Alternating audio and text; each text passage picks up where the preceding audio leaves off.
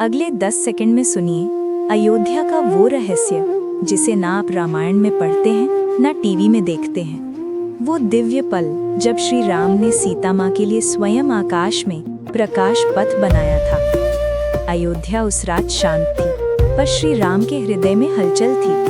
सीता माँ विवाहोपरांत पहली बार जनकपुरी लौटी थी और मार्ग कठिन जंगलों से भरा।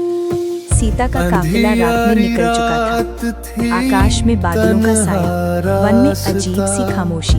कभी-कभी पेड़ों की शाखाएं हिलकर चेतावनी देती, जंगल में अकेले चलना सुरक्षित नहीं है। अयोध्या में राम जी थके हुए कदमों से महल की छत पर टहल रहे थे। मन में एक ही प्रश्न, क्या सीता सुरक्षित है?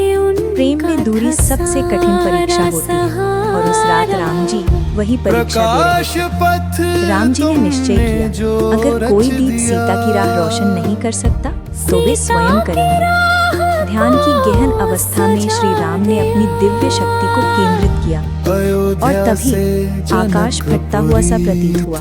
अयोध्या से एक स्वर्ण नीली रेखा उठी और आकाश में एक दीप्त पथ बनने लगा। धरती पर अंधेरा था, पर आकाश में उजाले की नदी बह रही थी। दूर वन में सीता माँ ने वो प्रकाश देखा, उनकी आंखें नम हो गईं। उनके लिए राम ने आकाश में दीप जला दिए थे। सीता ने महसूस किया, दूरी चाहे जितनी हो, राम का संरक्षण हमेशा साथ है। जंगल के अंधेरे में वो प्रकाश ऐसे चमक रहा था जैसे स्वर्ग से कोई मार्ग उतरा हो। वन्य जीव शांत हो गए, दुश्मन पीछे हट गए और हर मोड़ पर वो प्रकाश पर सीता का रक्षक बन खड़ा था। सीता सुरक्षित जनकपुरी पहुंची।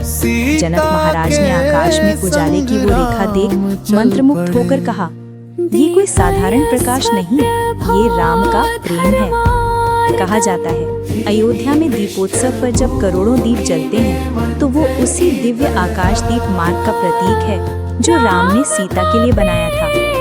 जब प्रेम सच्चा हो तो दूरी भी सुरक्षा बन जाती है।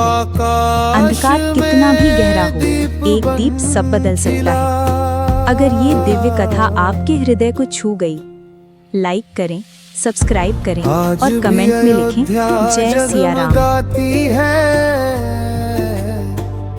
उस प्रेम कथा को दोहराती है।